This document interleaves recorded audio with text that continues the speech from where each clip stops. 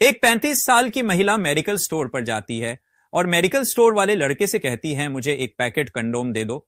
वह लड़का सोचता है कि यह महिला तो विधवा है, ये कंडोम क्यों मांग रही है। फिर लेकिन वह लड़का बोलता कुछ नहीं है और कंडोम का पैकेट निकाल कर दे देता है। दोस्तों, इसी तरह वह महिला अगले दिन भी जब स्टोर पर वह लड़का अकेला होता है तब आती है और फिर से वही कंडोम के पैकेट की डिमांड करती है।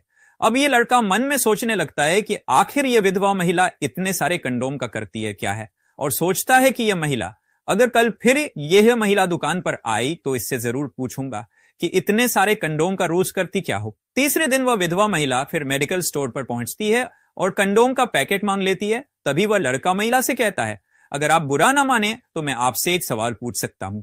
महिला मुस्कुरा के कहती है, पूछो। तब वह लड़का बोलता है, आप इतने सारे कंडोम का आखिर करती क्या हो।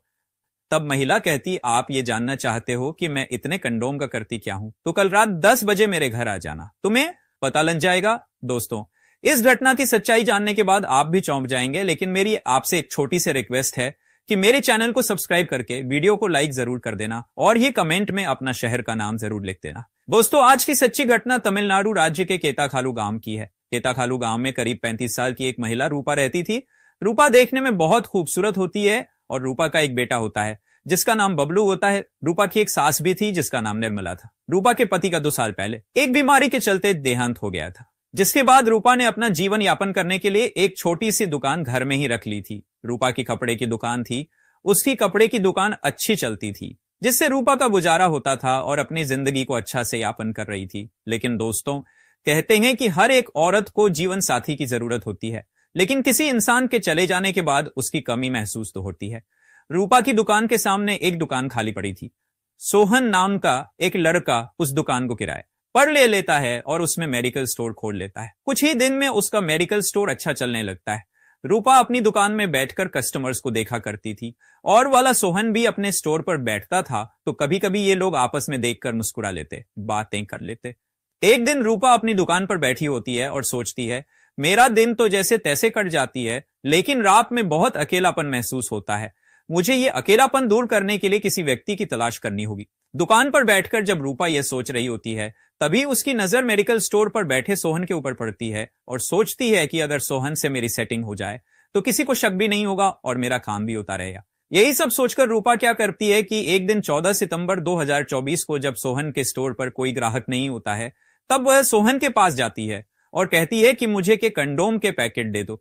सोहन रूपा को अच्छे से जानता था, तो जब वह कंडोम की डिमांड करती है तो वो उसकी तरफ देखता है कि ये तो विधवा है, लेकिन उसका काम था सामान देना। तुरंत पैकेट लाकर दे देता और सोचने लगता है आखिर यह कंडोम का क्या करेगी। इस तरह से दोस्तों, रूपा अगले दिन भी आती है और जब कोई कस्टमर उसकी दुकान पर नहीं होता था, दोपहर का समय होता था, तभी रूपा आ जाती थी और उसकी दुकान पर यह सामान लेकर चली जाती थी। अब सोहन के मन में सवाल आता है कि अगर कल जो रूपा इस तरीके से आई तो मैं उससे जरूर सवाल करूंगा कि इतने सारे कंडोम का आखिर वो करती क्या है। इन तमाम बातों को लेकर जो लड़का था वो सोचता रहा। अगले दिन जब दोपहर का समय हुआ, दुकान पर कोई कस्टमर नहीं था, तभी मौका देखकर रूपा फिर आती है। जब रूपा दुकान पर आई तो सोहन ने पैकेट देने से पहले रूपा से कहा कि चाची, मैं आपसे एक सवाल पूछना चाहता हूं, क्योंकि वो रिश्ते में उसकी चाची लगती थी। तो रूपा हंसने लगी, बोली, पूछो क्या बात पूछनी है। तो रूपा भी अच्छे से जानती थी कि ये क्या पूछने वाला है। तो लड़का कहता है कि आप बुरा मत मानिए, लेकिन आप इतने सारे कंडोम का आखिर करती क्या है। तो रूपा हंसने लगती है और कहती है, अगर तुम्हें यह राज जानना है कि मैं इतने सारे कंडोम का क्या करती हूं, तो तुम्हें कल रात 10 बजे मेरे घर आना होगा। इसके बाद दोस्तों, लड़का बहुत खुश हो जाता है, क्योंकि उसे रूपा का राज जानना था कि आखिर यह महिला करती क्या है। अब इस तरीके से दोस्तों, जब अगला दिन आता है, मेडिकल स्टोर पर लड़का दिन भर रूपा को ताकते रहता है। रूपा अपने कामों में व्यस्त थी। शाम का समय जब होता है तो रूपा की जो माँ है, यानी सासू माँ, जिनका नाम निर्मला था, वो अपने पोते बबलू को लेकर एक रिश्तेदारी में चली जाती, क्योंकि वहां शादी का फंक्शन था। रूपा कपड़े की दुकान की वजह से जा नहीं सकती थी, तो वो 2-4 दिन के लिए चली जाती हैं। अब जैसे ही रात के करीबन 9 बजे का समय होता है, तो लड़का अपनी दुकान जल्दी से बंद करता है और रूपा के घर के अंदर घुसता है। अंदर घुसते ही रूपा उस लड़के को देखती है और हाथ पकड़कर कमरे में ले जाती है, जहां पर लड़का पूछता है कि अब तुम्हें बताना होगा कि तुम इतने कंडोम के क्या करती हो। तो रूपा हंसने लगती है और कहती है कि मैं इन कंडोम का कुछ नहीं करती हूं, मेरे पास इनका कुछ भी काम नहीं है, मेरा तो बस कंडोम खरीदना एक बहाना है। दरअसल मैं तुमसे प्यार करती हूं और तुमसे मिलने के बहाने तुम्हारी दुकान पर आया करती थी। लड़का जब ये बात सुनता है तो वो खुश हो जाता है। वो रूपा को अपनी बाहों में भर लेता है और एक एक करके दोनों अपने सारे कपड़े निकाल देते हैं और एक दूसरे के लिपट जाते हैं और हवस के ऐसे खेल खेलने लगते हैं और दोनों के संबंध बनाने लग जाते हैं। उन्हें होश ही नहीं रहता है। जहां पर जो रूपा औरत, एक अच्छे क्रिएटर बनने के लिए क्या चाहिए? रूपा औरत थी, उसे आज कई सालों बाद एक चरम सुख प्राप्त हुआ था जो उसका पति दिलाता था और उस लड़के ने दिलाता था और उस लड़के ने दिया। इस तरीके से दोस्तों दोनों के बीच जब संबंध बनते हैं, इसके बाद दोस्तों काफी रात के बाद वो लड़का जो है रूपा के घर से निकल जाता है। अब इसी तरीके से दोस्तों 2-4 दिन तक, जब तक रूपा की सास घर पर नहीं थी, तब तक इसी तरीके का हफ्स का खेल चलता रहा। किसी को कानो कान कोई खबर नहीं हुई। लेकिन दोस्तों जब रूपा की सास 4 दिन बाद घर आ जाती है, फिर रूपा का मिलना बहुत मुश्किल हो जाता है। लेकिन दोस्तों जिस चीज की लत लग जाती है, जब तक वो काम करना ले उसके सर पर भूत सवार रहता है।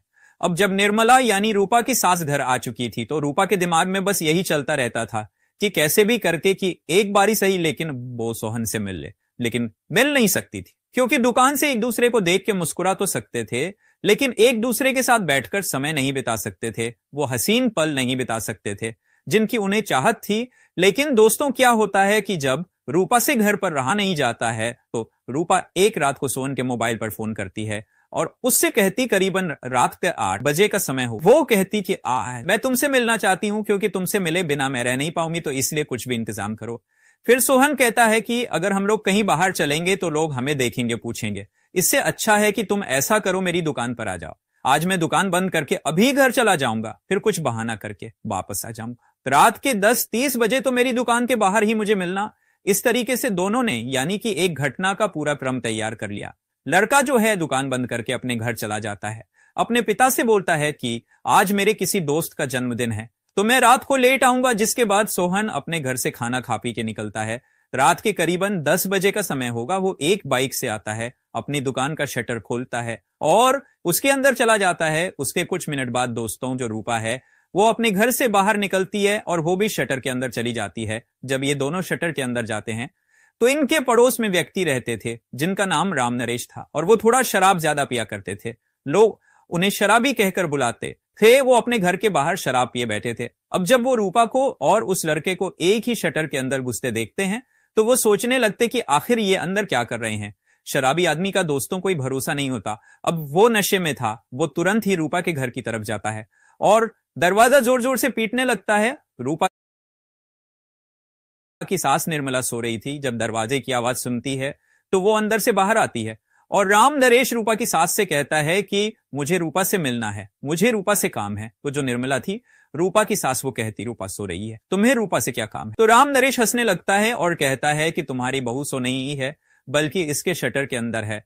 जिसके बाद दोस्तों जो निर्मला थी यानी कि रूपा की सास, वो पहले कमरे में जाकर देखती हैं कि रूपा वाकई कमरे में नहीं थी। फिर वो शटर के पास जाती हैं, शटर पीटने लगती है।